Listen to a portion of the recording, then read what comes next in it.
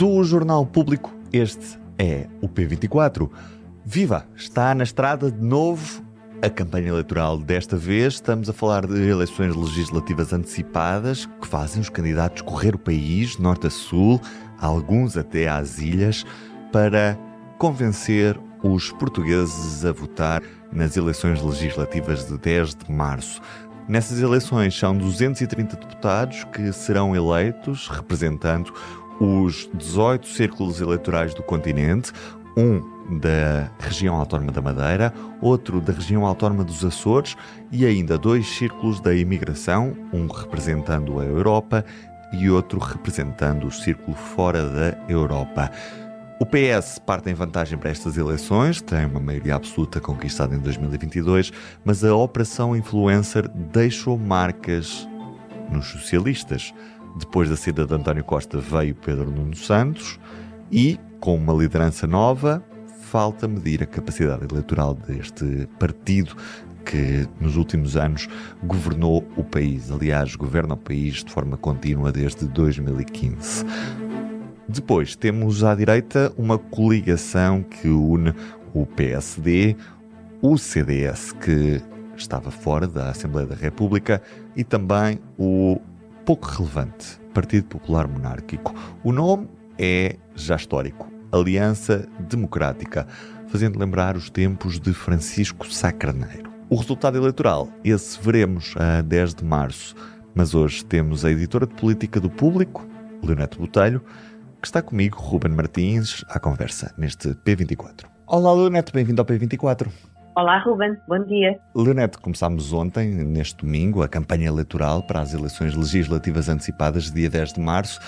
A primeira questão é o que é que está em jogo nestas eleições, tendo em conta que, em primeiro lugar, temos 2 grandes lideranças partidárias novas, quer no PSD, quer no PS, medem a sua força eleitoral nestas eleições de dia 10 de março, mas há muito mais em jogo. Sim, sem dúvida. Já agora só para dizer que também há mais 2 novas lideranças, que é a do Bloco de Esquerda, com Mariana Mortágua, e a da CDU, com Paulo Raimundo, e, portanto, vão ser também 2 testes importantes a esses partidos.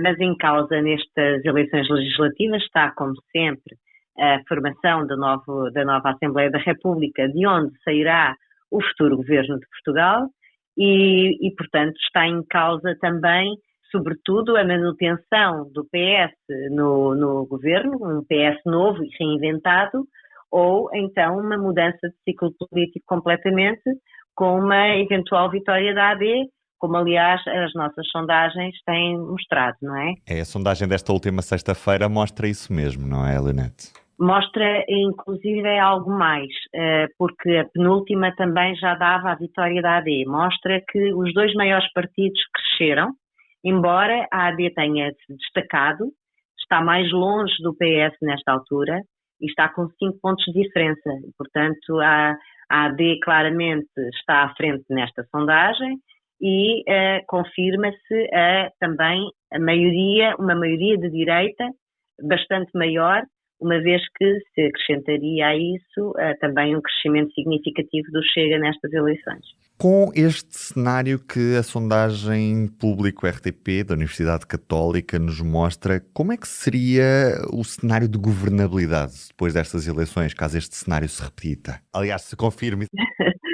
Caso este cenário se confirme, como aliás as sondagens da Universidade Católica têm insistido, parece-me que, apesar de não ser previsível nenhuma maioria absoluta, que é mais fácil termos um cenário de governabilidade do que se o PS ficasse à frente, na medida em que é mais fácil a uma coligação de direita, como é a AD, fazer ainda um acordo de alguma forma, ou parlamentar, ou até de governo, também com a iniciativa liberal, e, portanto, ter uma maioria relativamente confortável, ainda que seja uma maioria relativa para governar.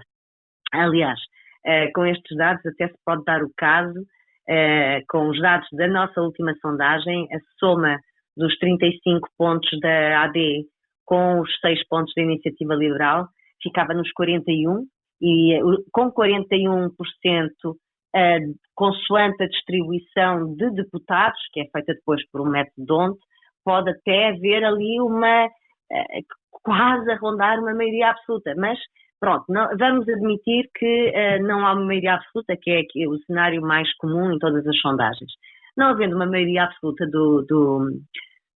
da AD, mas sim uma maioria de direita, torna-se menos imprevisível que venham mesmo a formar governo e que consigam viabilizar o programa de governo na Assembleia da República, e até, diria eu, que é possível que se torne mais fácil a viabilização, pelo menos do primeiro orçamento, porque é mais fácil negociar pequenas medidas com outros partidos, como o PAN e até eventualmente como o Chega, mas não das bandeiras do Chega, para fazer passar orçamentos.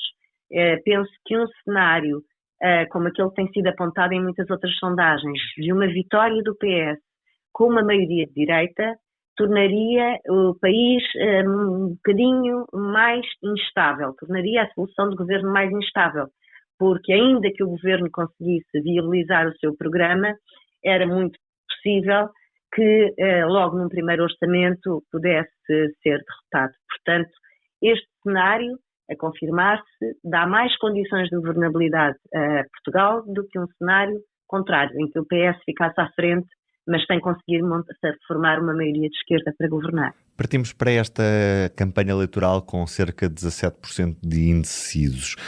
Pergunto se é normal esta percentagem nesta fase, quando estamos a cerca de menos de 15 dias das eleições legislativas, e até que ponto é que estes indecisos vão poder decidir o rumo desta eleição? Sem dúvida que sim, que vão poder decidir, mas deixa-me focar 2 pontos que eu acho mais importantes do que ainda este número de indecisos.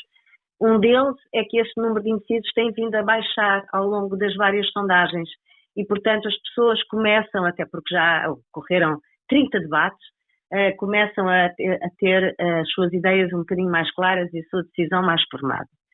Por outro lado, outro fator interessante aqui é o número de pessoas, e esse é mais, digamos, menos comum, que dizem que com certeza irão votar. São 82% dos inquiridos que dizem que com certeza irão votar. E, portanto, o que me parece é que há um aumento, como aliás aconteceu nos Açores, um aumento do número de eleitores que vai às urnas, o que é um bom sinal da democracia e um recuo da abstenção neste cenário. E, portanto, também é normal que, havendo mais pessoas disponíveis e dispostas a ir votar, também o número de indecisos tenha aumentado.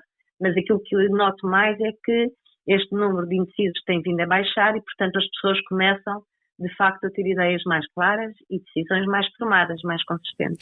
As eleições de 2022 foram muito marcadas pelo voto útil, especialmente na esquerda, para beneficiar o Partido Socialista, o que levou a resultados historicamente baixos da CDU, do Bloco de Esquerda. Estas eleições, e tendo em conta a sondagem parte de um resultado já bastante baixo do Bloco de Esquerda. A CDU até pode ser inclusive ultrapassada pelo LIVRE, o PAN também tem uma percentagem relativamente irrelevante. Isto mostra que está a acontecer alguma espécie de movimentação para voto útil, ou estes partidos foram perdendo o seu apoio ao longo dos últimos 2 anos por a ausência de uma agenda própria ou por outro tipo de questões? Qual é que é a tua visão sobre isto, Leonete? Acho que é um bocadinho de tudo, mas aquilo que penso que é mais importante é de facto o voto útil.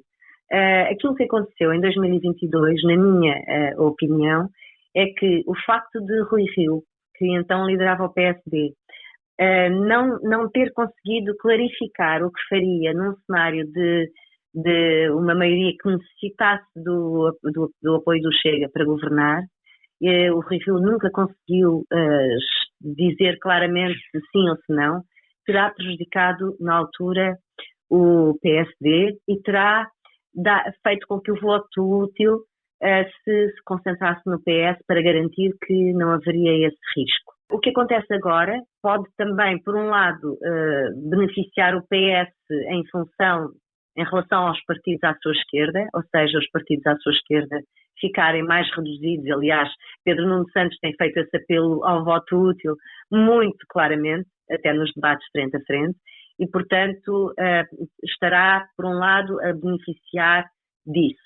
Mas, por outro, quem está a beneficiar mais do voto útil parece-me que é claramente a AD, na medida em que a Luís Montenegro conseguiu, desde cedo que disse que não governaria nunca com o apoio do Chega, que não faria qualquer tipo de coligação com o Chega para governar, e isso poderá fazer com que, à direita, as pessoas que também não se revêem no Chega, concentrem o seu voto na AD. Eu penso que o Chega tem crescido, sobretudo, claro que também há um voto de protesto e também há esse fator, mas penso que sobretudo tem crescido junto de pessoas que não têm acorrido às urnas em outros atos eleitorais. Portanto, tem crescido sobretudo, eventualmente, na abstenção e nos novos votantes, nas gerações mais novas, como aliás as sondagens também mostram. Mas até que ponto é que depois este terceiro partido muito forte não pode se tornar também num elemento de bloqueio de uma futura estabilidade na Assembleia da República? Muito mais do que uma força de soluções, não é? Isso sem dúvida, é mais do que uma força de soluções, é uma força de bloqueio, é uma força de protesto, mas a verdade é que tem crescido muito e não podemos escamotear esse assunto, e que poderá haver uma reformulação, uma nova forma como se organizam as forças na Assembleia da República, que vai marcar também uma nova era no parlamentarismo português, isso sem dúvida. No entanto, eu penso que neste ciclo novo que se vai iniciar, o mais importante, não havendo uma maioria absoluta, o mais importante para determinar quanto tempo dura a próxima legislatura vai ser o momento em que o partido, um dos maiores partidos que não ganhar as eleições, para ser concreta, se a AD ganhar as eleições, e no momento em que o PS perceba que tem alguma possibilidade de poder vir a vencer novamente as eleições, poderá tentar fazer cair o governo e disputá-lo. E o mesmo ao contrário, se ganhar o PS, também o PSD, será o PSD que terá a chave de ouro para determinar quando é que a próxima legislatura termina. Portanto, apesar de haver um terceiro partido, um challenger que está a ganhar peso e que não podemos escamotear, penso que o principal do jogo político em Portugal ainda se joga entre as duas maiores forças políticas. E isso ainda podemos respirar fundo sobre isso. Leonete, como é que o público vai cobrir esta campanha eleitoral nos próximos dias? Olha, nós vamos ter muitos jornalistas na rua, não só os 6 que vão acompanhar em permanência os 6 principais partidos com representação parlamentar, só não vamos estar em permanência com os partidos que têm deputados únicos, vamos também ter outras pessoas a entrar na campanha, sempre que possível, para acompanhar todos os partidos. Vamos ter em permanência uma aposta forte no nosso site, com ao minuto, com os diretos a partir da rua, dos vários pontos do país. Vamos continuar a ter sondagens, para a semana voltamos a ter outra, esta semana voltamos a ter outra. Temos muitos trabalhos elaborados de comparação de programas, de comparação de sondagens. Vamos ter também um apoio forte do multimédia e o vosso apoio forte também para estarem vocês a acompanhar os nossos jornalistas no terreno e, portanto, estamos muito empenhados em fazer uma cobertura boa, rigorosa, divertida e, portanto, vamos fazer deste momento, que é um momento também de festa da democracia, também fazer aqui também um forcing para pormos todas as nossas energias nesta operação. Vale muito a pena acompanhar. Obrigado, Leonete. Obrigada eu, Ruben. Bom trabalho. No fundo foi o que a Leonete se disse. Desde este domingo estamos em força na estrada. A partir desta segunda-feira, ao final da tarde, terá os soundbites especiais, jornais de campanha, com o acompanhamento dos jornalistas no terreno, explicadores, reportagens no site. Temos uma cobertura 360. Vale muito a pena passar por cá. Público.pt. Eu sou o Ruben Martins. Para o final, um último pedido. Informe-se e vote no dia 10 de março. Por si, pelo país, por todos nós. Até amanhã. O público fica no ouvido.